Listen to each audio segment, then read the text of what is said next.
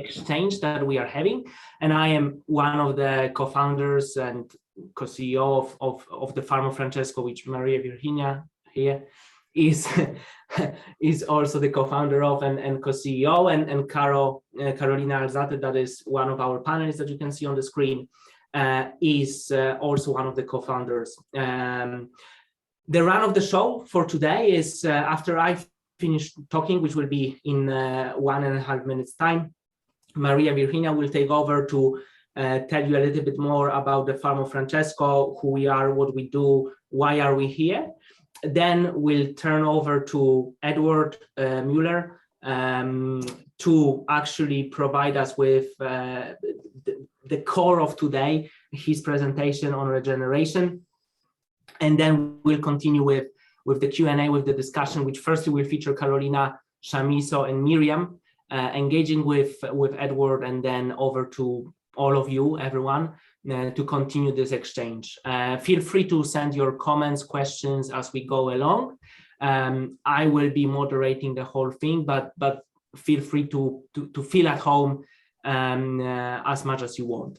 And with that, I will turn over to Maria to tell us a little bit more about the Farm of Francesco and why are we here. Thank you, Mateusz. We are with the two screens, so we are like coordinating with the audio. And for those that are joining right now, that is the webinar just started in 1 minute, actually a little bit more of time that we were just talking between each other and like saying that is good that the ones that joined earlier were like listening to the conversation in a natural way, because this is what we want to build with this webinar and with the webinars that are going to come. We want to create community, not only with the ones that we are inviting and the discussions, but with all of you as well. So first, I want to say, like, thank you for joining us today. And we wanted to share with you a little bit about what the Farm of Francesco is, for those that are the first time that are hearing about us, and to kind of launch this experience that we are building with the webinars. So I will share my screen. Perfect. Okay, so the way we wanted to share with you in these 5 minutes that I will be talking are two things, but one main invitation. So the first thing that we wanted to share with you is why we are here, like what was our call as individuals and as Farm of Francesco, the invitation to collaborate together, but the biggest one being this that we were sharing. We want this to be a space of sharing and to create community where all of you are part of. So why are we here? We are here because 12 youth responded to Pope Francis' call to create a new paradigm and give a new soul and life to the economy. This happened pre-COVID times. Pope Francis launched this call that was called the Economy of Francesco, inviting young people that were researchers, economists, and change makers to come together and start sharing and co-creating together a new way of doing economy. And we divided in different groups to address the new way of creating economy from different perspectives. And in our case, we work on mitigating the injustices of agriculture in our territories and globally. And that is how, like, by sharing our own realities, by sharing the experiences from our countries, in my country, in my case, Argentina, but Poland, Caro in Colombia, but Brazil, because she also was living in Brazil at that time, and also like Nigeria, China, and different countries, we started realizing that the pain of the farmer that starts being a social pain, but also an environmental pain, was the same in the different countries. So sharing the different ideas, sharing the different experiences, we decided to create the Farm of Francesco. That is a global network of demo farms. And for us, like, two big pillars or two big activities that we are doing and trying to address to mitigate the pain of us as farmers is applying regenerative agriculture and promoting the practices of regenerative agriculture in a ground level, and doing this through a holistic educational program. The way we started doing was with Rita and Ariel, two of our team members, and we developed two first demo farms, regenerative agriculture demo farms in Ibadan, Nigeria, and in Manaus, Brazil. As you can see, like places that are very far away, but where the pain was common, and the solution and the program that we started brainstorming and developing was the same applied to the local territory. In this holistic educational program and in all the work that we do, we start from listening to these three main pillars, then designing and making and taking like concrete actions, and then implementing this program in the farm, but also with the community. And the three pillars are social, economical, environmental, and spiritual. As we understand that there is not a way of responding to this initial call in only an environmental way, or in only like a social economical way, or only in a spiritual way, but we do think that the three of them go together, and when the call is responded in a holistical way, it can achieve more together. And by having this experience as a team, we also realize that other institutions, other sectors are working towards similar goals and towards similar path. And we started joining different networks and in the territories that we represent, but also in global territories. And one of the networks that we joined and that we are very active right now is the Laudato Si Action Platform. That is a 7 years journey for 7 sectors, where one of the sector is economies, understood as businesses and also farms, that are working with specific actions and steps towards achieving 7 Laudato Si goals. And why we are mentioning this, to understand why we are here, because we do believe that this initial call that was received by me in Argentina, by Mateusz, by Carol, by each of us in our different territories, requires an individual answer, but also a common answer and a community answer. So our invitation with the Laudato Si Action Platform, but also with other organizations that are walking the same path as us, as Costa Rica Regenerativa, is to create these spaces to be together, to share together, to learn from the other, and to find the common points that we have to keep creating bridges and walking together. So this is why we are here today. And yeah, like we hope that you enjoy this space, that you enjoy the encounter, and we are looking forward to see you also in the following webinars to come. So thank you, Mateusz. I pass it back to you. Thank you, Maria. And before the next webinars, we have this whole webinar to enjoy. So Edward, I will be turning over to you. And before I do that, I would like to do justice, which I won't do, of introducing you properly. You are awesome. That's my one sentence, one word introduction. But to be more specific, Eduard Muller is President and Rector at the Universidad para la Cooperación Internacional from Costa Rica. He is the founder of that university. And as it happens with wonderful projects, out of this university and through experiences that I'm sure Edward will be referring to and sharing with us in his presentation, Costa Rica Regenerativa has been born. As an effort and also a consequence of his and his team desire work and successes in regenerating Costa Rica and other parts of the world. So with that, we'll turn over to Edward for roughly 20-25 minute presentation. Over to you, Edward. Thank you, Mateusz, and thank you all for being here, and thank you for the invitation. For me, it's a great opportunity. I'm really looking forward to the discussions. I'll just use a couple, well, no, not a couple, a presentation that I want to use, especially because I work with images more than with text. So how to use regeneration to co-create our future. For many, many years, I was fighting around the world, traveling all the time, giving talks to presidents, to ministers, to congresses. And one day I came upon Buck Fuller and I read his recommendation: if you want to change the system, just don't fight it, build a new one that will make the old one obsolete. So that is the basis for a lot of my work and artwork. So there's no doubt we are in a very exciting time.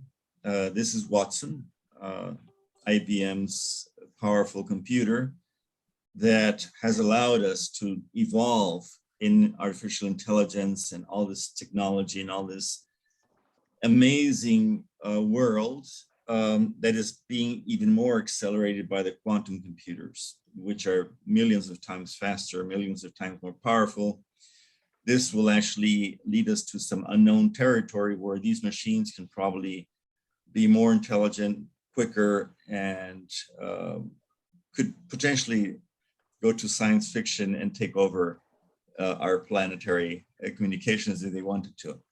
So this is definitely changing the way we see medicine, the way we are manipulating genes, the way we're using more and more robots to substitute humans. And if we don't wake up to a different type of education, teachers will also be substituted by robots. So we really need to think, is technology the solution? I'm not too sure it is a complete solution. It will add value, but we need to go beyond. And beyond is looking at our safe operating space for humanity, which is what the Stockholm Resilience Center calls this analysis of the planetary boundaries. And they identified the most important global changes. And we see a lot of focus on climate change, but I think not enough people understand that biodiversity loss is the most critical issue we have today. Without biodiversity, we do not exist, and we're losing biodiversity very quickly. I'll go into that in a moment. Something that even less people are aware, because they've kept it under the radar very, very intelligently, the petrochemical industry, is fertilizers are the second cause, or actually together with biodiversity loss, these are the two main causes for us to leave the planet. We are not going to be able to keep on living in a planet if we still keep on using fertilizers, especially the way we're using them. It's followed by land use change, and it's followed by climate change. Now, this is even more critical if we analyze that agriculture is the cause of about 80% of global changes. It's the cause of about 30% of climate change, but of all the planetary changes that we're seeing in the Anthropocene, where basically humans are the cause of main changes, it's agriculture. So this is a big challenge, but also a big opportunity, because it actually focuses our attention to one thing that we can actually solve, and very quickly, a lot more quicker than other issues. This year, in January, a new planetary boundary was established. They were doing the research for many, many years, and it's actually the novel entities, which they called it. Basically, it's chemicals, plastic pollution, and all these new issues, which is also now putting us as humanity in danger and the rest of the planet. So I did not rob this idea from one of the recent films. I've been using the slide for a long, long time. But it's like that. We are not actually understanding that we are heading to a collapse. And every year we produce data, information, knowledge, more than in the prehistory before our years. And we've forgotten to transform that into wisdom. And we've forgotten to transform wisdom into action. So we go 30 years of conventions and negotiations and COPs, nothing has changed.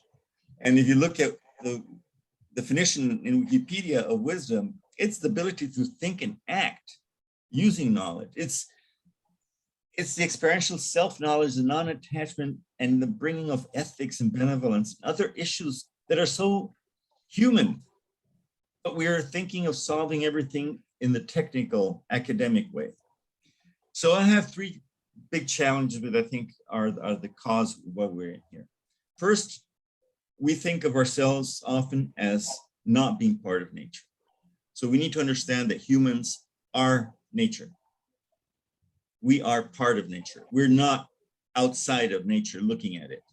The second is the cause of that first one is the reductionist approach. Ever since the Greeks, you have to find one question and one answer, the hypothesis. It's a yes or no. Descartes took the spiritual out of disconnected us from nature. And that gave us the idea that we could control nature. And then came people like Isaac Newton and said, oh, it's a complex system. It's only the forces between the components. No, in nature, 1 + 1 can mean 5. So we need to move away. And I think the biggest challenge we have is learning to unlearn and learning to get rid of all this wrong science, all this wrong knowledge, all this wrong reduction structure, universities, which departments don't talk to each other. We won't solve our issues through disciplinary approaches. We will only solve these issues through holistic approaches. The next big challenge is exponential change. We're not prepared for exponential change. We think still linear. I see plans being made at 2050. 2050 in an exponential thing will mean total uncertainty. And we're getting to tipping points. We're getting to social unrest, political pressures. This is the system that's dying, like somebody that's drowning will grab onto anything to save itself and drown whatever isn't around. So I think we're in that position now where our political systems are also collapsing. So very quickly, how is our planet at the moment? I think this is the basis of any thought forward. We know that biodiversity is collapsing. I showed you the planetary boundaries. Antonio Guterres said, yeah, we are the losers. And how many people actually are aware that a month before Glasgow, we had a meeting on the Convention on Biological Diversity, just as important as the climate change one. Nobody found out. Nobody looked at it. You know, all the world was focused on Glasgow. And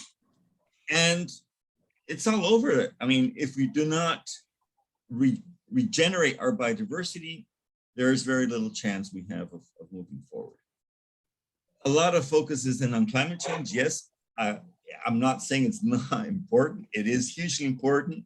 The Secretary General announced last year after the first, the Working Group 1 report, we are in code red for humanity. And yes, we are in code red. This week, the Arctic is 40 degrees and 30 degrees above normal. That's centigrade. We're not talking about 2-3 degrees. And these are exponential processes. The ice melt, when it forms water, the heat gets trapped at n times higher than ice that reflects light without allowing it to transform into heat. The moment light hits water, it transforms into heat. And this can accelerate the meltdown very, very quickly. The Thwaites Glacier is now falling apart. The last time the Larsen B shelf was followed, it was supposed to melt in 5 years. It melted in 35 days. If the Thwaites Glacier goes, we're talking about 65 centimeters of sea level rise, which could happen before 2030. Methane release from the north. We're still blaming cows, but these huge craters of methane release, this is 86 times faster warming than before. And we think electric cars are a solution. I drive a car just like that one. I don't drive it because I think I'm going to save the planet. I drive because it's a fun car to drive. But our decarbonization strategy in Costa Rica is focused on electric mobility. I mean, they weren't even able to think, and I say they because actually I was part of that process, and then I just had to move away because of this reductionist thinking. We have the potential to reverse climate change in our hands, and we didn't even mention that. And still at the COP, blame it on the cows. Let's go vegan, and that will save the planet. So things like soil, agriculture and soil, they go together. We are now in real deep problems with losing soil. In my region, we're losing up to 200 tons per hectare per year. That is 25 trucks filled with soil and dumped into the rivers, which then go kill the oceans every single year. This cannot keep on. Look at every time it rains in my country, the ocean gets colored. How much soil, how many buckets of soil do we have to throw into the ocean to color several kilometers worth of salt water? So we have to really think, what are our aspirations? I mean, I've heard so much about Singapore being this model city for the world. If we go into looking at details, the ecological footprint of Singapore is 10,000 times higher than its biological capacity. If we had more Singapores, we'd be dead already. So what are we aspiring? What are we looking for? This slide I actually copied from my friend Kate Rayworth from Doing Economics. This gives us a great idea of what is development. I mean, Norway, oh yeah, sure, it's a developed country. No, Norway is totally undeveloped, as most of the European and other countries that are at the forefront. Yes, its social threshold is 100%, health, medicine, education, but at what cost? Norway has exceeded by far its biological capacity, taking resources from other countries. So it's an underdeveloped country in terms of planetary life. On the other extreme, do you think Bangladeshis wanted to have this development with all their social gaps? And in the middle China, which we're all pointing fingers at, that footprint we have from China is my footprint, because I'm using all these Chinese instruments around me, even if the car is Chinese. So we cannot keep on thinking the same way. We cannot keep on thinking that economic development is actually what's going to get us anywhere. We're getting into really severe, traumatizing processes at the global level. So I won't go too much into detail, but I guess you all read that to see, but it's a really inspiring process where nature is calling, Mother Earth is calling us. And I don't know how we got to think that we could plunder her at will. We could manage her. We could change the coastlines. We could build infrastructure. And this sickness is now evident in the soil, water. I mean, this is the basis of our decision-making process. So who is responsible for the future? How do we build this future? These are questions we need to ask. And we can all start building the better future together right now. We need hope, we need guidance, and we need leadership. We have the science. So let's get together and create the wisdom and put it into action. It's enough of going around in theoretical discussions. I don't want to go into these webinars anymore to have beautiful philosophical discussions. I have a good friend who's working with me. He says, farmers need permaculture without the philosophy. So it is our choice. Either we move to work together to save the earth, we need to change our value structures, and we need to realize, what is it? Is it having more, or is it about being more? These are the things we have to be asking ourselves. So first lesson, nature does not need us. We made a big mistake with environmental education, telling people we had to take care of nature. Nature takes care of itself, and it will take care of getting rid of us.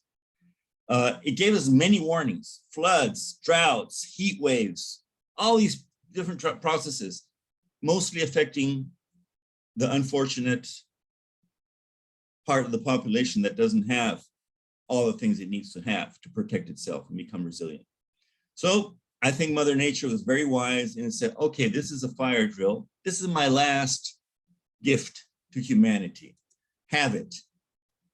Put everybody on its knees.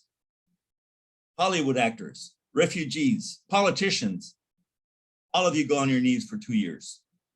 And let's see what you think. Are you capable of bouncing beyond, or do you want to build back better? Which I get a knot in my throat every time I hear build back better. No, we need to move beyond to a new reality. So unless we understand that we are nature and we are one, I don't think we'll make it. So this is a key issue, and I really need to insist on it. I like to see your pillars, and I like to see spirituality there, because for me, regenerative development, this is my conceptual framework for regenerative development, which I started developing about a decade ago. Mother Earth as a basis is a toroid with energy flowing to the spiritual that connects us with the universe, with ourselves, and going back into the roots of the planet. And then we have the more human parts, which is politics. We need regenerative politics. We need to get women into politics. We need to get the old gray-haired or orange-haired guys out of politics. Culture is fundamental. Culture is what glues societies together. Societies that are actively participating in democracy. And of course, regenerative economics. We need to change drastically our regenerative model, and it's not with cosmetical issues. So if we know that spirituality is a recognition of that feeling or sense of belief that there is something greater than myself, and open our hearts to that. And we have to be careful that it is not synonym with religion. It's two separate things, okay? So for me, we need to reinvent ourselves. I used to be an activist. As I said, there were years where I traveled 45 times trying to convince people. And I thought we needed a revolution. No, after thinking and sitting down and resigning to all my board positions, stuff like that, we need an evolution. We need to go from the ego economy where man is on top, woman underneath, our life at our feet, in a transition. This is not the goal. The eco-society is a transition to Seva, where humanity is in service of life. We have the capacity, we have the technology, we have the knowledge to be in service of life. So that is how we build the future. We need to transcend then that human thinking that we are superior over nature. And we need to bring back the feminine principle, which Leonardo Boff describes as the principle of caring. So we're told we need to adapt to a changing planet, climate change adaptation. Forget it. I'm not going to sit down and wait to learn how to live in the planet in collapse. We are capable of building this future together. And that is my call. Let's get together and start building the future. And for this, we need to go beyond pilot projects. We need to turn everything we're doing into mainstream. We need to start collaborating, networking the networks, so we get a voice. The other side is well organized. We are not. So it is our moment. This is the first sentence of the Earth Charter, which I use a lot for my spiritual component. We need to choose our future. We needed to choose it 20 years ago when the Earth Charter was written. So this future holds great peril, but great promise. And that is our opportunity, okay? If we understand that we are one human family and one Earth community with a common destiny. So that's why I said, okay, it's enough of academia, it's enough of publications. We need to show that we can build this new paradigm together and prove that the old paradigms are obsolete. So this is why I started Costa Rica Regenerativa. Good news is we have now Colombia Regenerativa, Mexico Regenerativo, Chile Regenerativo, Peru Regenerativo. It's starting, even Denmark wants to join. So I don't have enough time to go into all the details, but since agriculture is 80% of global changes, let's do agriculture. First thing is, if chemicals were so good, why don't we have a certificate, a label for chemical? This food is produced chemically. If they're convinced that it's so good, why don't we have a label? Hey, eat this food, it has poison. No, agriculture is biology, not chemistry. Point number one. Point number two, knowledge sources. This is Manuel Castellanos, Lacandon Indian. This is a farm after 9 years of restoration. On the left, a Western University. On the right, Manuel. Who knows how to regenerate ecosystems? The PhDs? No. So we cannot be so egocentric that our glass buildings that we call universities and research centers are the owners of the truth. We need to be humble and recognize Manuel Castellanos has 5% carbon. That soil, you'll feel like eating it, okay? We have the science. So Ratan Lana is well known. He said we can revert climate change in this century just by managing soil. Why is soil not into the COP discussions? Why? Our best solution is soil. If you look at, the Rodale's white paper, just cattle alone, if we would transform the cattle we have today in regenerative grazing, we could capture all the emissions and a bit more. If we add regenerative agriculture, we're talking about 150% emissions capture every year. In 30 years, we could be already in a normal situation that will give us time to implement technology and political changes. So if we just change 3.5 billion hectares of grasslands into holistic, we could capture all the carbon in 30 years. Now, I'm not saying this is 100% true, but do we have better solutions? Why not try it instead of fighting it? Why do I have to hear Cristiana Figueres saying we need to get rid of cattle to save the planet? My good friend Alan got so much thrown at him for bringing out this proposition. And he says it's the cow, not the how. Another thing, we need to start moving to landscape, functional landscapes at bioregional levels. We cannot work only at the farm level. Let's look around the farms. Let's look at the neighbors. There's so many pilot projects there that are beautiful, but they keep on looking at their belly button. We're not going to be able to move into a massive change if we don't prove that we can do it. So we moved into Guanacaste in 2020 with COVID because tourism got locked down. And people told me, you can't do this. You won't be successful. There are too many projects. You cannot handle all this diversity. Well, we're proving them wrong. You cannot grow agriculture in that climate. It's 6 months drought and 6 months floods. There we are, 8 tons of food per hectare per month, produced by communities that have no agricultural training.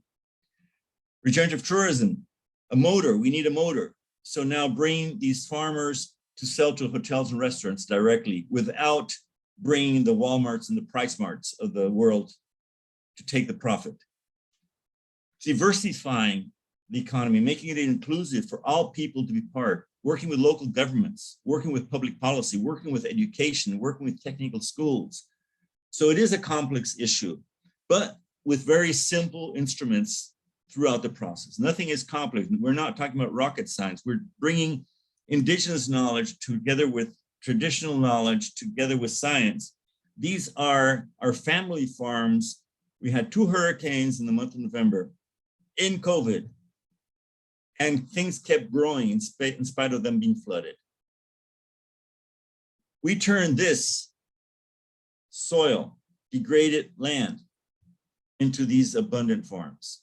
This is 3 months after we started working on this farm. We turned this degraded soil into a haven for biodiversity. We got 177 species after 6 months coming back into our food farms. We're working with technical schools, with primary schools. We're teaching communities. We need people to learn, and we need empowerment. We need to go into diversifying all our crops. We're producing 35 crops in the same space. Now moving into food forests. We have actually this indigenous knowledge that Mel Landers, that's working with us, joined our team to bring in all the indigenous knowledge. He's been studying indigenous agriculture throughout the Americas for 50 years. We need to recover agrobiodiversity. How is it possible that today 15 species of plants produce 90% of our food? We used thousands of different species. So we go into an area, we map it out, we see where the social areas are, where the water flows. We look at where is biological continuity possible and allow at least 30 or 40%, hopefully, of every single farm to go back into nature conservation, allowing the flow of biodiversity, allowing the regeneration of biodiversity. And then we start fitting in the different production systems in a way that nature can function. And this requires training a lot of people. So we're starting this program for first responders for regeneration. We need to train people of all ages to become through social networking, through active participation at the local level, through global educational programs. Joel Carboni is on this call from Green Project Management. We have a good alliance. We need to train people around the planet, and they are able to practice on the ground. So now we're networking different bioregions so people can go and practice on the ground. This is one of our good farms that we started. This is the possibility of biological connectivity. If we regenerate all of this, we're not losing farmland, but we're gaining water harvest. We're gaining biodiversity. Cities, this is a town of Nicosia, very close to where I live now. This is the possibility of transforming that part of the city into a biological haven. So we do need large-scale monitoring. We need lots of information. We need to prove everything. We need to have counts. We need to demonstrate the amount of carbon we're fixing. We need to demonstrate what biodiversity are we bringing back. We're working with bats, with butterflies. We need to have investment possibilities. There is enough money, but there are not enough portfolios for investment of really regenerative investments. So now we're working on a global platform for regeneration where investors can actually be confident they're not investing in greenwash.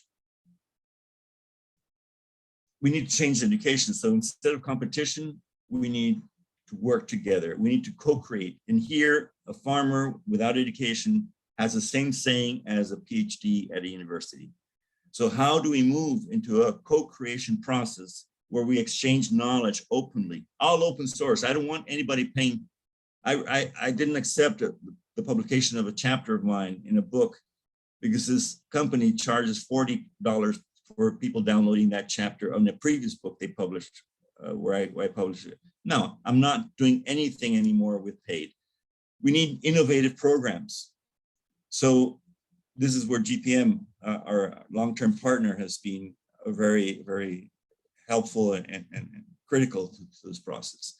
So we launched a Master in Regenerative Action with Ubiquity University and a lot of other partners, the Regenerative Communities Network. So we have these places to actually prove regeneration at bioregional scales and move away from degrees hanging on the wall to a passport where you register your networks, your contacts, your achievements. And that is what should be valuable for students. So in closing, I go back to Laudato Si. We as humans are what need to be changed. We need to change. So we need to change our convictions, our attitudes, and our forms of life. We need to move to global empathy. And the last sentence of the Earth Charter, I want to be remembered for at least having tried. Hopefully our generation can be recognized for having moved away from the previous paradigm and gone into a new third horizon. And are our kids being prepared? Are we preparing our future generations to be able to deal with the complexity? I'm sorry, I went over about 4 minutes. I was just too excited. Thank you, Eduard. Thank you. I'm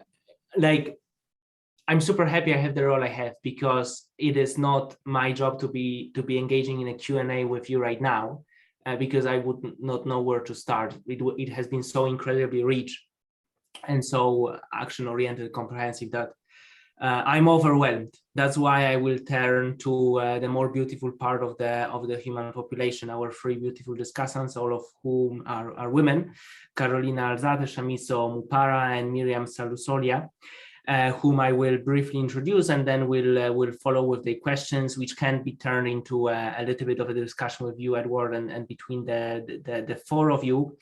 And then we'll turn over to questions from everyone else. I noticed Winnet Mupara and Silo Makuza have questions as well, so you guys will be the first one to go. If you have the means, you will be able to turn on your camera and microphone and ask your questions or make your comments in a live format. But before that, Caro is Colombian, heavily involved in regeneration work in Colombia, Brazil, more broadly Latin America, and also with deep roots in the US. And she's one of the co-founders of the Farm of Francesco. Shamiso is a farmer from Zimbabwe doing spectacular work addressing a need in Zimbabwe of women in particular, from what I understand, that are lacking access to food. Having access to food thanks to the business that she is running. And she has been part of CCOP, which stands for Christian Climate Observer Programs at COP26. This is where we've met each other. And Miriam Salussolia is part of Farm of Francesco network, a lawyer turned farmer in northern Italy, regenerative farmer in northern Italy, with a big experience in supporting refugees on their path. So those are our three discussants. Carolina, we will start with you. Okay, thank you very much, Mateusz. And Edward, it is really amazing to hear you. Like, I just wanted to comment that later on this day, we're going to talk about climate change policies in our city and how we think about climate change governance. And I'm so thankful with Farm of Francesco, with you and all here, just to hear these words before getting again in some paths that maybe won't let us where we want to be if we don't put all the elements that you've mentioned, and main of all the hope that you bring in your discussion. So the question that I thought before even your presentation, and I think it's great that you brought one amazing example. I forgot the name of this master of regeneration.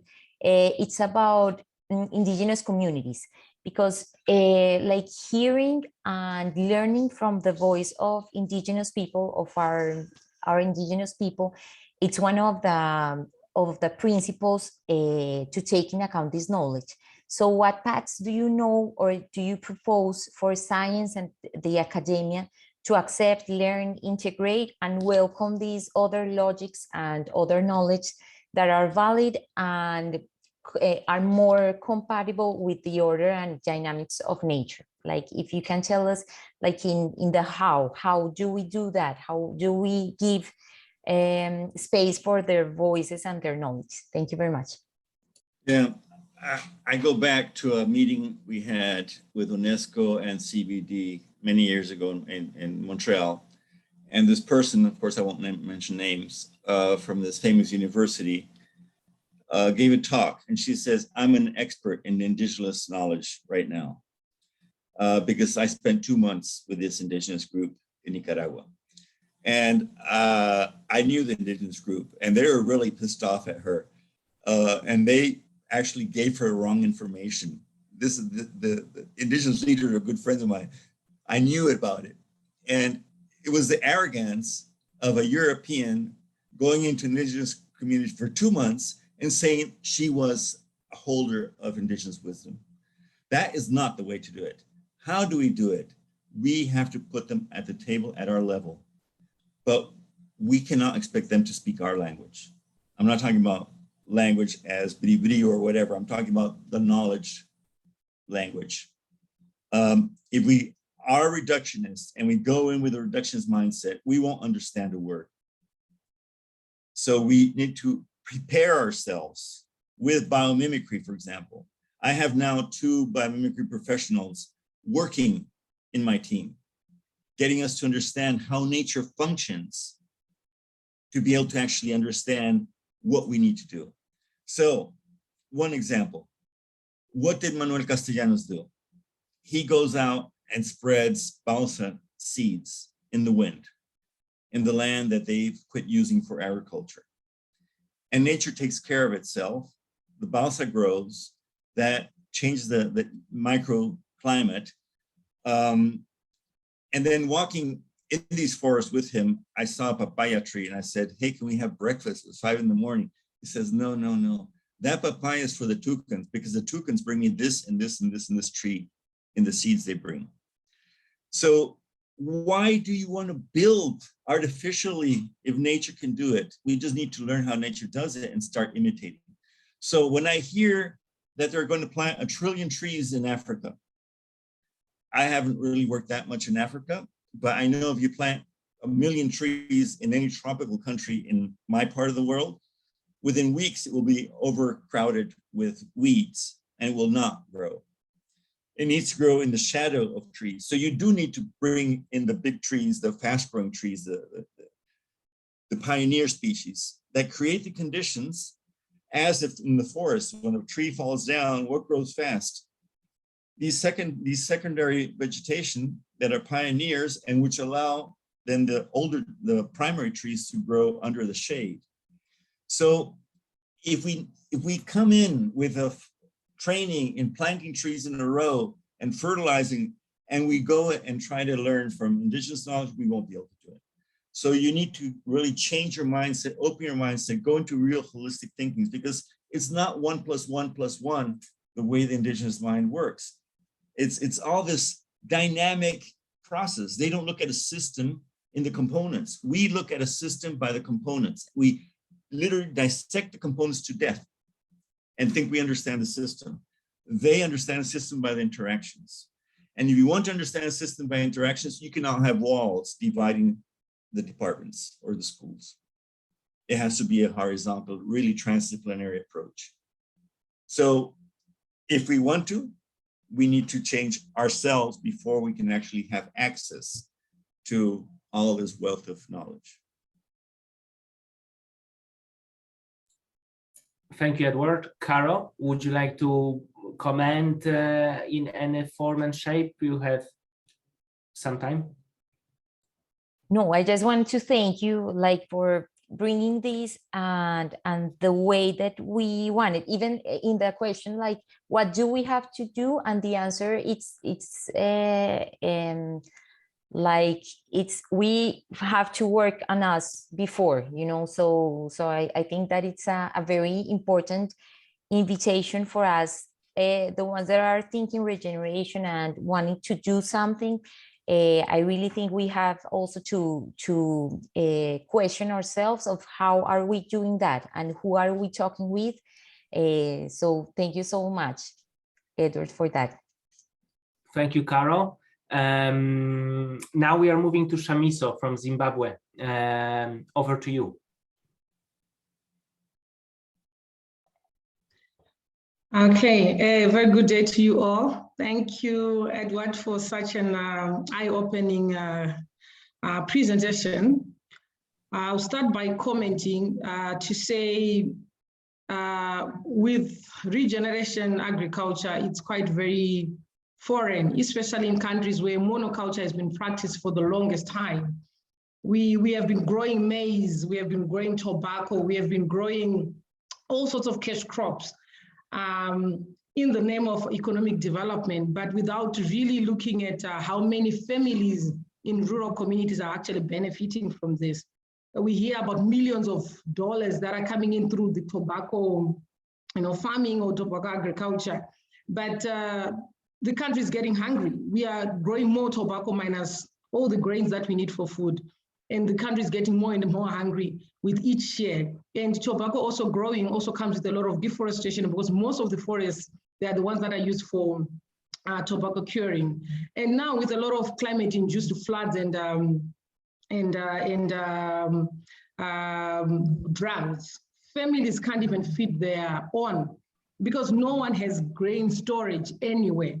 Unlike in the past, whereby the harvest for this year was only supposed to be taken out of the granary when we have a new harvest. And sometimes you find that sometimes families will even have, besides their family granary, they'll have their community granary, which was geared to on those years that we have droughts, to make sure that even if a family does not have food, the community has a duty to feed that family, because we were staying in a village where everyone looks out for each other. But now with a lot of monoculture, a lot of maize growing, this is not actually helping anyone.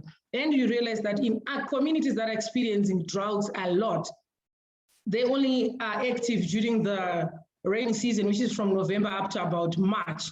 After that, there's no activity for almost 6 to 7 months. And this also means there's nothing to feed those families with. And the challenge is they would only have grown maize. And if maize fail, that's it. There's no growing of rapoko, your sorghum, all the small grains, your cassava, your pumpkins, your cowpeas, all those things were swallowed by monoculture, which came with the growing of maize. And this is hitting hard on most of the families. Then also because of a lot of shifting cultivation, most of the lands have been cleared and soils are failing to regenerate or to rejuvenate.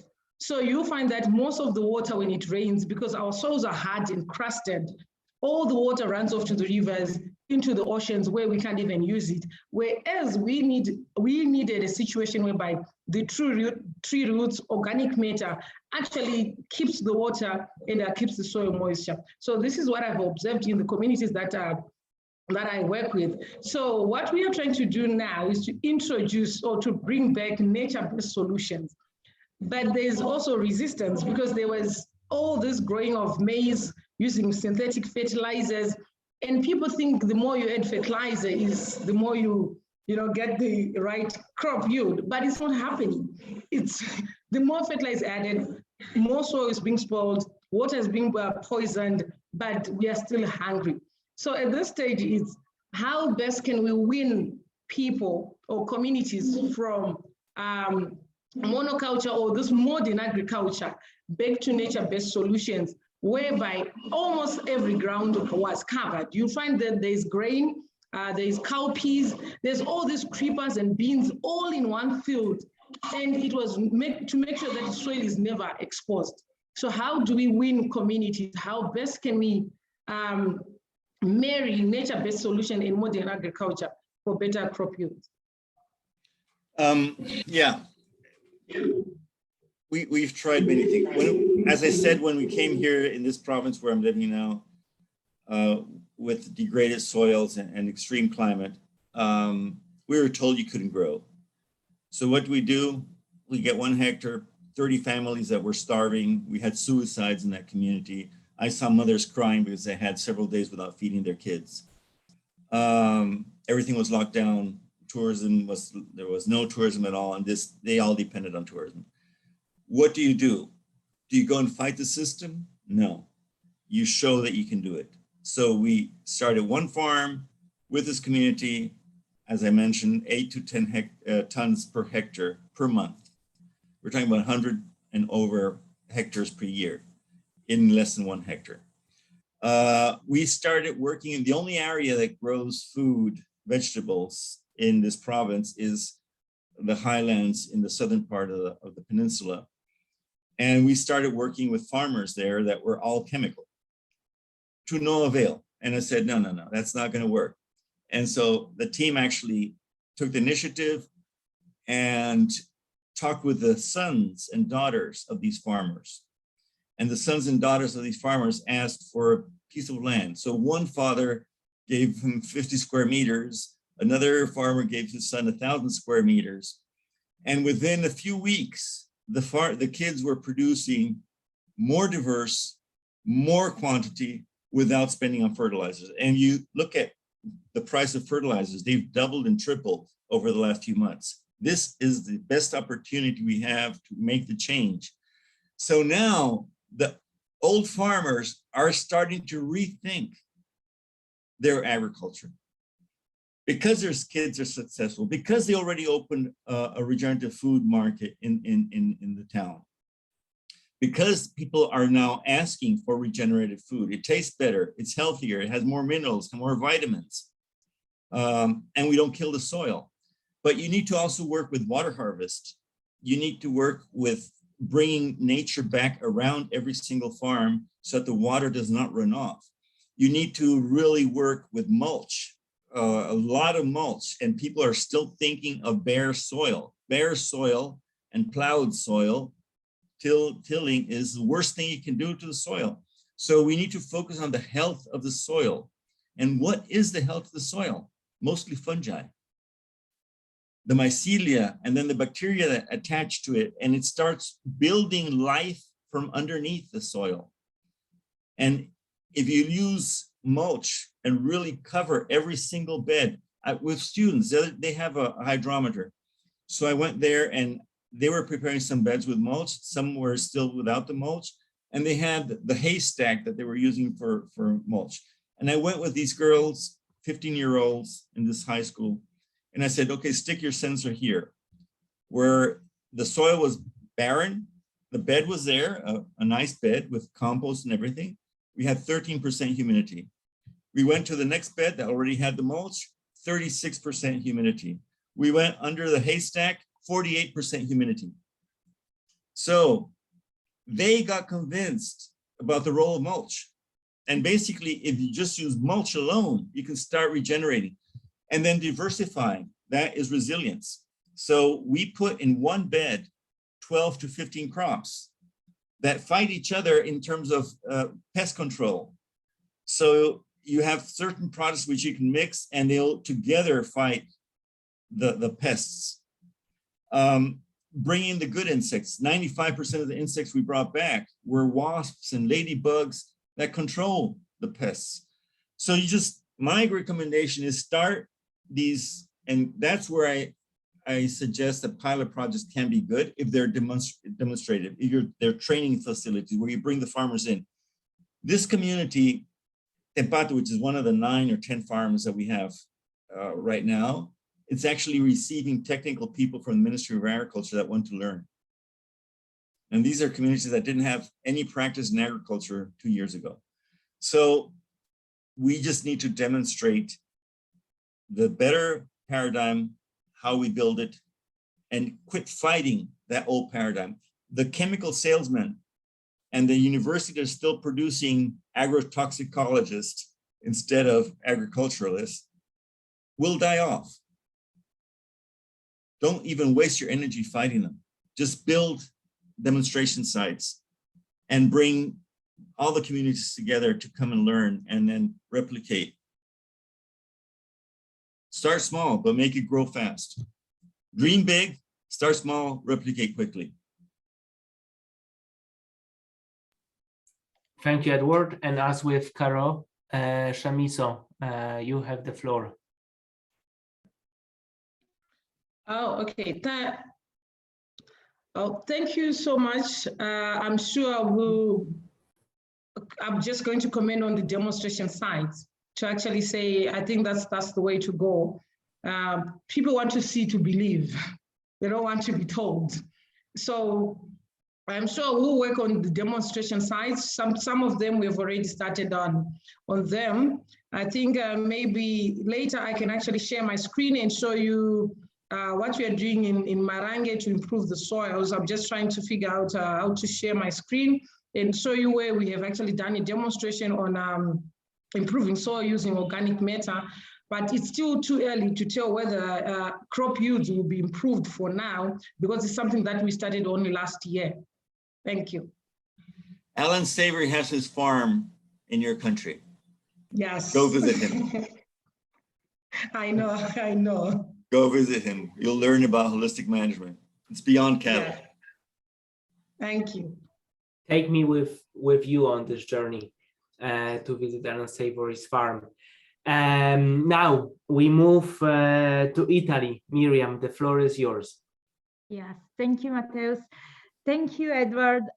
You've been so inspiring. What we are trying to do here in our small farmer is to try to apply regenerative agriculture, and it's not so easy at all. But I totally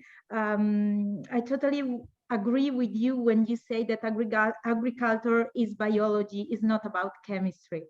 And that's incredible. It's so exciting for me to listen to someone who is spreading this kind of knowledge. So my question is actually about what is happening right now in Ukraine and Russia, especially if we are talking about corn and more in general crops availability.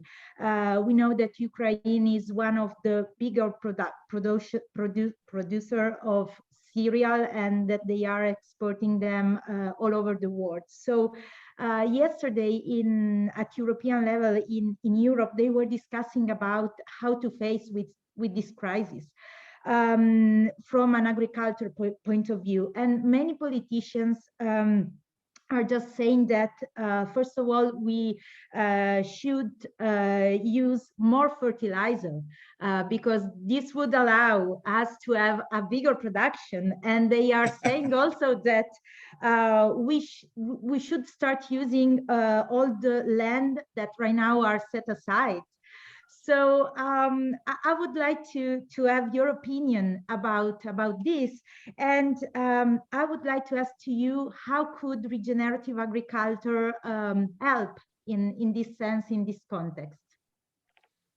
Well, if they go that pathway, they're accelerating the collapse of the planet. That is, I mean, but that's why I say it's so important to unlearn. And it's the academia that has to unlearn.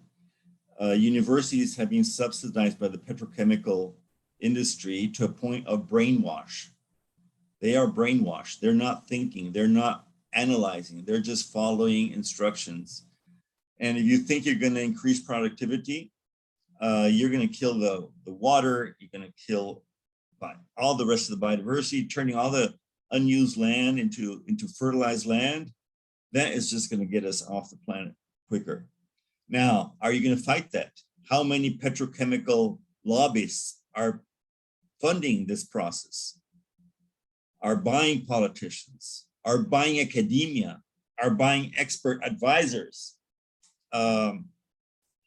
It's not going to happen there. And again, I would just start farming regeneratively. You can start producing corn. In 3 months, you have a harvest. I'm not sure what your weather is like, winter, summer, whatever, but here in my country, in less than 3 months, you're producing abundant corn and just demonstrating the harvest. So the most critical thing is we need the storytelling part, but we need the documentation. So you need to provide accurate data on how much you're producing. You need to provide accurate data about your soil condition. So, and now we have the technology. We're actually setting up a regenerative center here, and we're going to start incorporating sensor technology and DNA analysis of soil, looking at soil life, a bacteria-fungi relationship. So you have enough laboratories around there in Europe to do all of this. So don't stick just to the farming process. We need to build a new science. And that requires us to have information. What's the condition of carbon when you start it? What is the condition of biodiversity in the soil when you start it? The difference between regenerative and organic agriculture is regenerative concentrates on the health of the soil, not on the health of the plant. So we are building soil. That is what we're doing. And while we build good soil, we produce abundance in crop production, abundance in nutrients. There is already enough research out there, and over the last few months, more has come out showing that plants produced with food produced with chemicals is not nutritious, or is less nutritious than food produced regeneratively. There are more minerals, more vitamins, more everything, the flavor.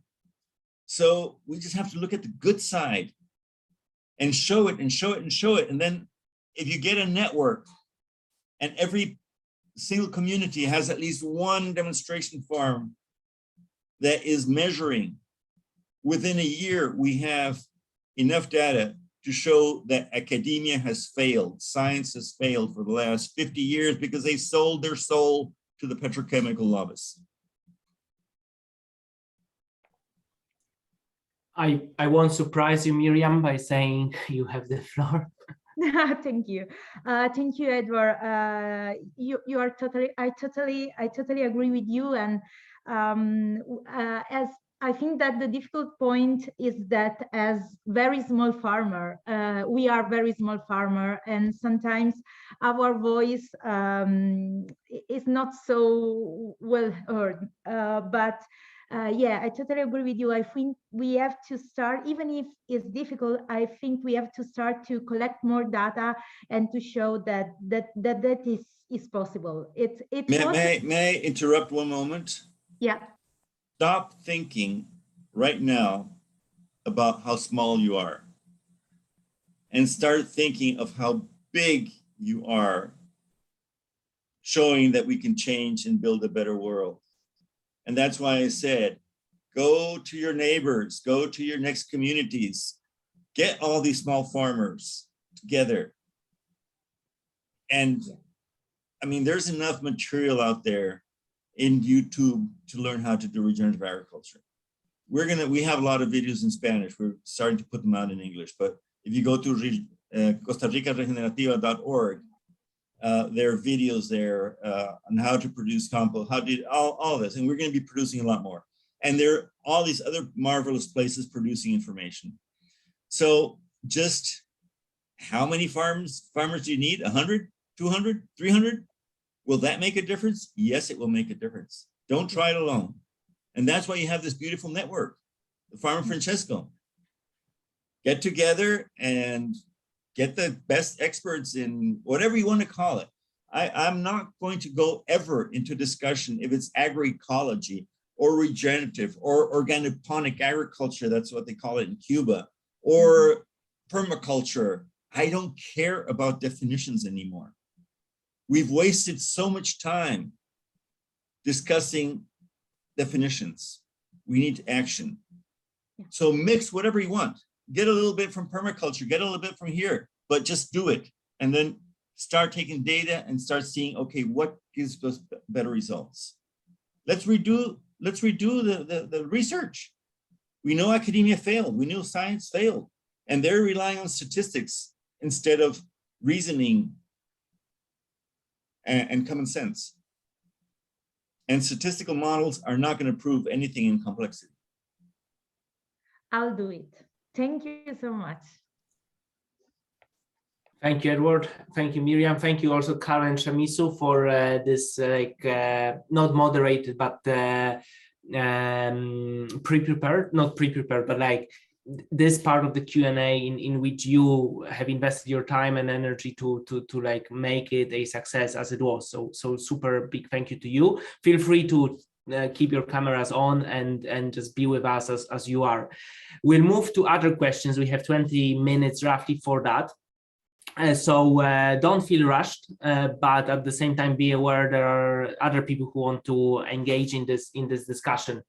Winnet, we'll start with you. If you can turn your video, your microphone, or any of those on, that's amazing. If not, I will read your question, and then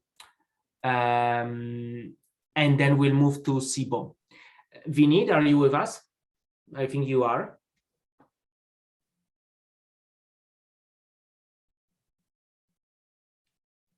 So unmute. Exactly. I might. Mute. Says mute. We can hear you, Winnet, right now. You are with us.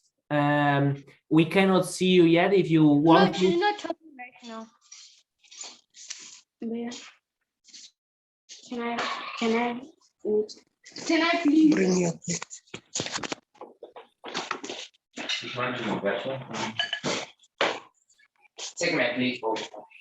Winnet, you are with us. We can hear you. Cherry.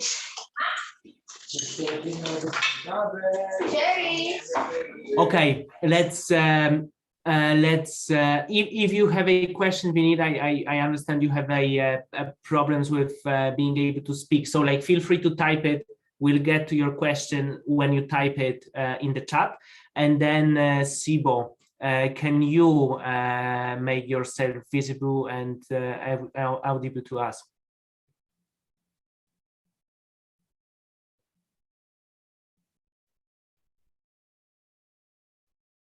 Sibo? Hello. We can hear you. Hello. How are you? My question has kind of been answered, especially when there was someone who asked about the how aspect. But my question was on the part where Mr. Müller was talking about how we need to build a better future. And my question is, how do we really do that? Like, what actions need to be taken by people, by youth, by, people in this meeting? What exactly should they walk away and do? Because I mean, talk is lovely, but we also want to walk away and know that, okay, this is the areas that we need to act on. So which, in simple terms, when I walk away from this meeting, what exactly would you want me to do to say that, okay, I've learned something and I can now implement it? I want you to dream.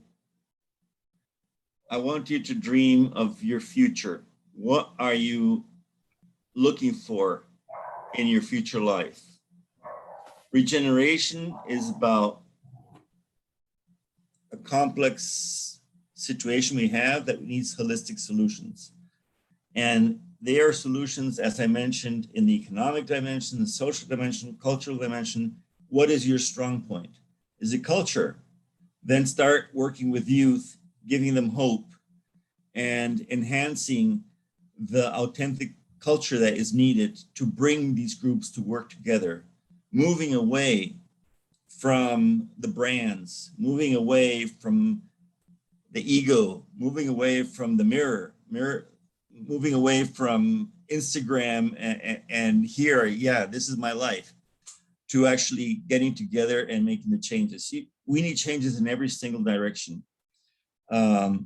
And it is starting with what you want to be and how you want to get there. And you cannot do it alone. So how do you engage? So if you just, instead of going home and just going back to your normal life, think how you can involve your friends and get them together and start working together on building something. I gave a course last year in the Masters in Regenerative Action. And out of there, several students went out to start doing something. So one of them was a school teacher. And what she did first was let her garden grow back wild. So instead of keeping the lawn nicely cut, she just let the wildflowers start growing. And she got all this pushback from the neighbors because, oh, that looks ugly. It's not neat. And then she started talking to the neighbors, and the neighbors started finding out, hey, this is important. The butterflies are coming back. So around her block, she got people to actually start rewilding their gardens and making a community farm. They started producing food in common areas. And it started changing the neighborhood. And then she went to the next block and the next block. That's what we need. We need to start demonstrating that we can make the changes. We don't have to do the big Nobel Prize award-winning process. Start with what we have at hand. Don't start with what you don't have. So if you don't have money, do something that you don't need money. If you don't have knowledge, well, that's easy to solve. Today we have lots of ways to acquire knowledge. But just start, no matter what, start walking. A baby does not start running. He first learns how to walk and falls many times before he starts running. Thank you, Edward. I cannot see your question on the chat, Vinit, so we will move on with the next questions that we have in the queue. But you are still very welcome to raise your voice, let's say. Claire Westwood is the next person to have the microphone. You made multiple comments in the chat. Thank you for those. Thank you for your questions in the Q&A as well. Over to you, Claire. Thanks so much. Thanks so much, Edward and Mateusz and everyone for organizing this. I've been an activist like you, Edward, for a long time in Asia, across Asia, where we promoted actually rice wisdom. And this ecological agriculture. So a few points. So number one is you mentioned about terminology. Being in the thick of the politics of corporate, resisting corporate agriculture is essential. I know what you're saying about, just go there and do something. It's when you get frustrated and then you really think, okay, we just do it and we don't care. But the thing is, the structures still need to be disabled. And when there is land grabbing, which is rampant in Asia, resistance is necessary.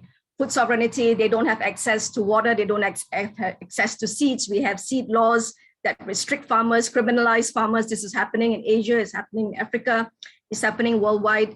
I just want to speak to all the young farmers out there that when it's time to resist, then you need to resist, because food sovereignty is the basis of this transformation. Assert your right to grow what you want to grow, how you want to grow it, your right to productive resources, to life and livelihood, and so on. So the other question was about this cattle.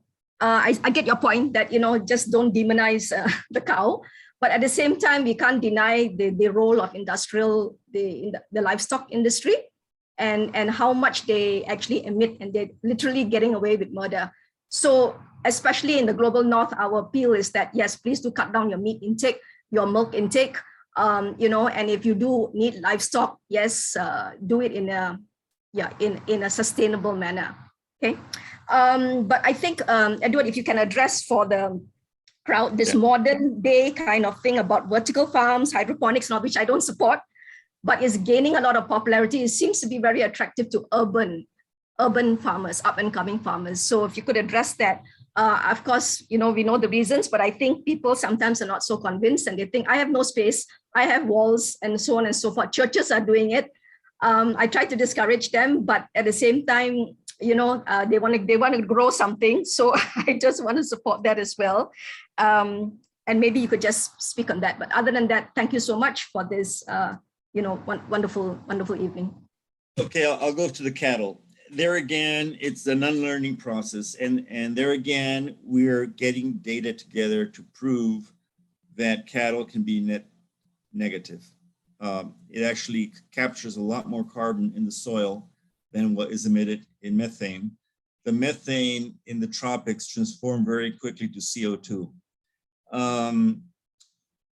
And what we're seeing here in my neighborhood, last month, we lost 15,000 hectares of forest to fires. British Columbia is in fires. Siberia is in fires. The Amazon is on fire. And so thinking of planting trees to capture carbon, most of the forest, 80% of the carbon is stored in the biomass. So it's ready to go wild once it burns. We're seeing in the US, the amount of fires all over the world. So we need to store the carbon under our feet.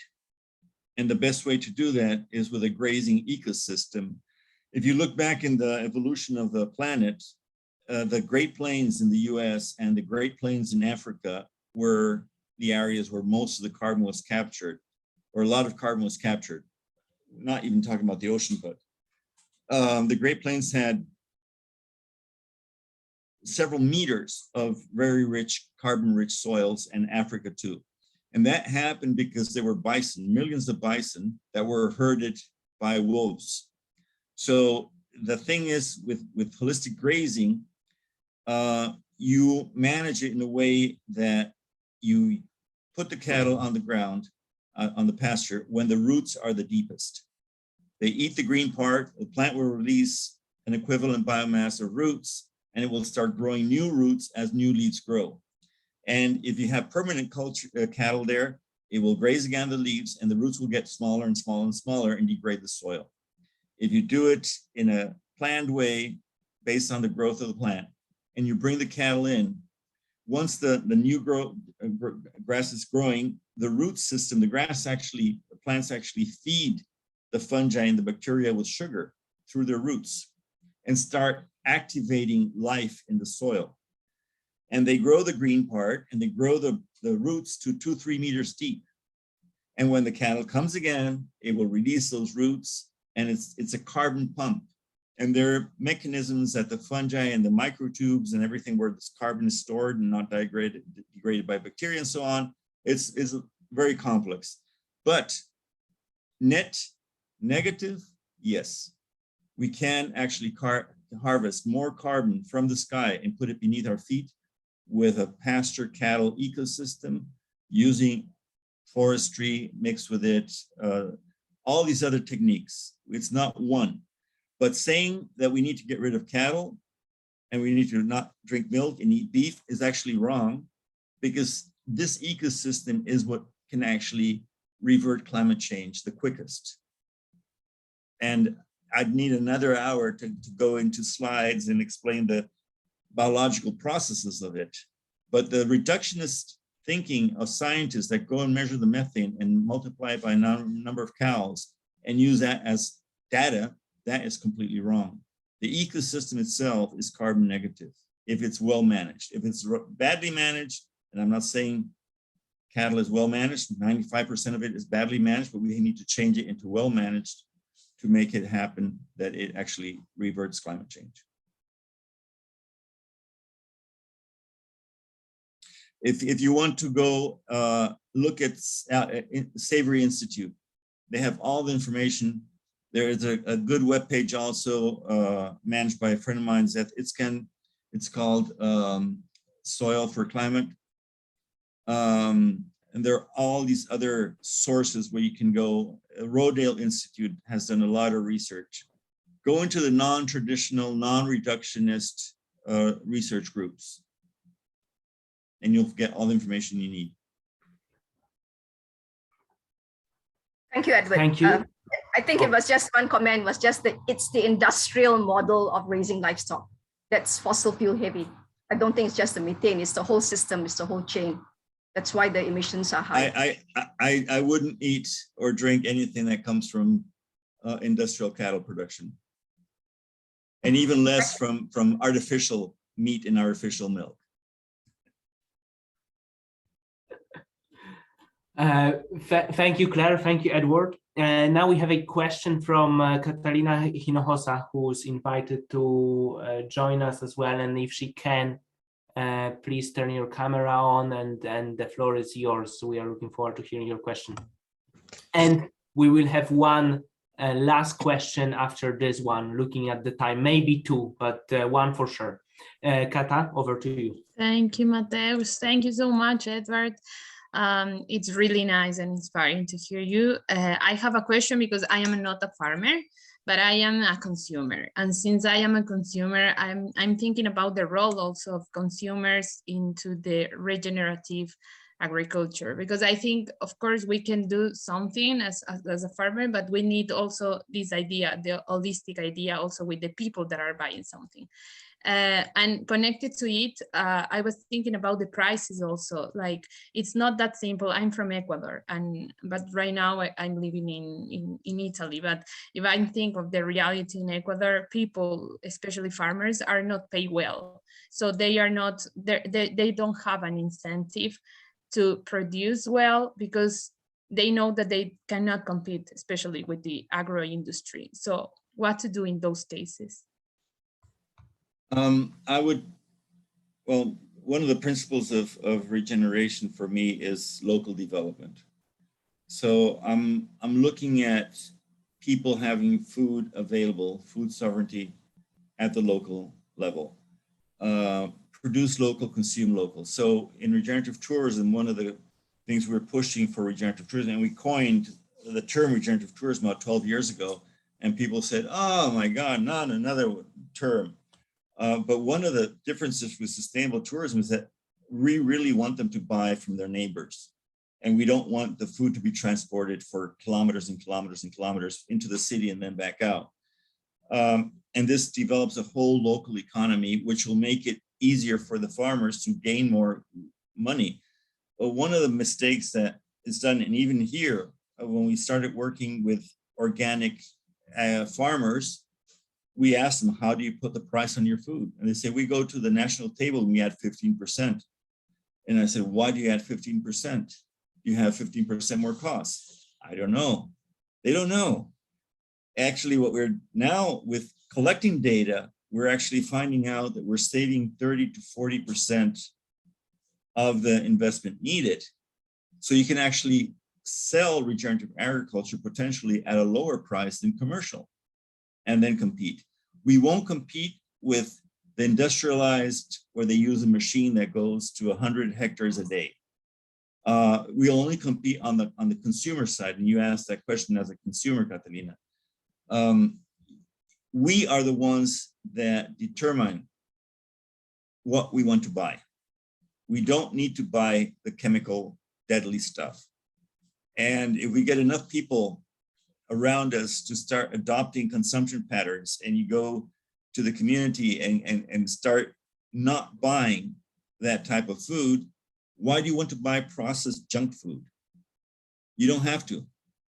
So we will push the producers to change. I don't think we will negotiate with companies like Nestle and all these others to change their tactics. They will only change if it's damaging to their image or if they think they can get a better image with greenwash. So it's us who determine what is to be produced if we buy it or not. So it's in all directions. And I don't think we should even fight the commercial agriculture. It will die on its own. Thank you, Edward. And thank you, Kata. I can see Samuel has more of comments in the Q&A section of the chat here. If we can bring him to the floor, Samuel, maybe you want to take the floor, and that will be the last question comment in our webinar today. Okay, thank you very much. I'll be in a very little bit of a noisy environment because of where I am. The only place I can get light. Two things here. I've actually thought of a bioremediation using mycorrhizal fungi. So there is a little challenge I'm having with that, the extraction. I don't know if your institute can actually help me in a better way of extracting it without involving the big labs in Nigeria. That is one. Then number two, there is something you said that is so important about holistic grazing. I don't know if we can actually get a work on holistic grazing from you. That is it. Thank you very much. I couldn't really understand about holistic grazing, but one of the best resources is Savory Institute. We're actually right now hosting a second course. Last week we hosted one. This week we have another 10-day course on ecological outcome verification with Savory Institute to be able to have a valid platform for selling beef and milk at a better price with a verified ecological outcome that's not only carbon, but biodiversity and other values. As to I'm not agriculturist myself, I'm a team leader, and I do have agricultural experts. I actually put my email there. I hate to say this, but I don't really look too much at emails these days. I don't have the time. I'm way behind in emails. But if you look at the links to the web pages, the Costa Rica Regenerativa, there's a place where you can ask questions. And sure, we can help you with that. One thing is the techniques of harvesting from the ground are really not that complicated. It's the multiplying them to get good volumes. And you can use molasses, you can use other products to do that. But we do want people producing at the local level. And we have a few videos there on how to produce biological products like fungi and bacteria and other things to avoid depending on businesses that, again, turn into intermediaries.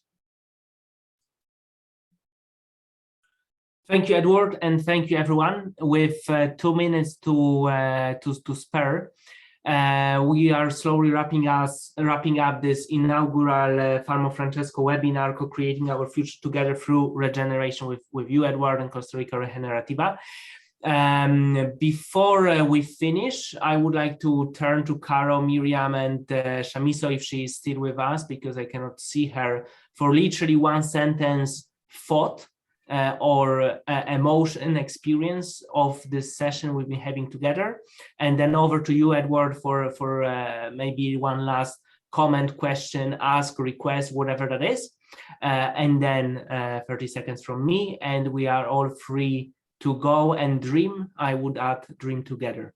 Caro, why don't you go first, and then Miriam, and then I don't see Shamiso, so we'll go straight to you, Edward, after Miriam. Okay, so first, thank you so much, Edward, and everyone here for constructing this this space. And the message that I go home with is action, you know, like regenerative action. And Edward words like bring me again to that place where we know that we can do things that we don't need all the elements we think we need. We just need like the goodwill to do and to change things. And we need to gather with other people that are dreaming and making those things come true. So I stay with that message. It's action, and we have to do it now. Thank you very much. Thank you, Caro. Miriam? Okay, thank you so much, Edward. Of course, first of all, I will stop thinking about how small I am. And yeah, I will take action immediately with other people, also with some people from EOF, to remember also to our politicians that in this way we will accelerate the collapse. And from a farmer point of view, I think I will read more, collect more data, and maybe listen a little less actually to agri-toxicologists. That's the best definition ever. Thank you so much. Thank you, Miriam, and over to you, Edward. Yeah, well, thank you. This has been a fun session. I like it when it's like a conversation and not so much just giving a speech. And there's lots of food for thought here. If I have to say a phrase, don't ask for permission. If necessary, we can all ask for forgiveness later, but don't ask for permission. Just go ahead, let's do it. And everybody has something to add. And that's where we have to give hope to the kids. Right now, they don't have much hope. Now we can say, yes, we can have a better future, an abundant future out of the scarcity model that was developed through the market system. We can build it. We can produce our own food locally. If I'm not a farmer, I can help my neighbor become a farmer and provide to the whole community. It's all about us making the decision to start with whatever we have at hands. Let's not wait to have the perfect system. Let's not wait to have the perfect network. We just have to start, and demonstrating that the third horizon is not that hard to get to. If nature managed to do it for billions of years, we have the chance to do it ourselves again with nature. Thank you, Edward. And I love the reference to Three Horizons framework right there. Thank you, everyone. Thank you to you. Thank you to our panelists. Thank you for everyone who has shaped and co-created this session, including and in particular those who are not visible but were very present, the technical team, the communications team. Thank you so much. This is only the beginning, right? Like we answered Pope Francis, your call, Edward, to go dream and act, starting small, taking that wherever it's taking us in collaborative spirit of building bridges. And this is, I'm sure, how Costa Rica Regenerative, not I'm sure, I know this is how Costa Rica Regenerativa works and functions. This is how you function. This is how we function as the Farm of Francesco, and I'm sure our discussants as well. So like, feel free to reach out, feel free to act, disagree, collaborate, connect with us going forward in any shape and form, any combination. I'm delighted to see that happening in the chat, in other forums, with WhatsApp buzzing and being super active. So thank you for that. Links to social media channels of the Farm of Francesco have been shared in the chat. Feel free to, and you are invited to like us, follow us, whatever the right word for that is, depending on the platform. Do the same thing with Costa Rica Regenerativa. And we are all about the community, right? So this is the mindset, right? Thank you for being the family. Thank you for answering the call of being part of this first webinar. You will be informed about the next ones when they are organized. If you have feedback, if you would like to speak, participate, co-create, whatever, we are here, we are open, and we don't want to own that. We are only co-creating only or as much as co-creating. Thank you, everyone. And with that, let's get to action. Thank you, everyone. Bye-bye. Thank you. Thank you.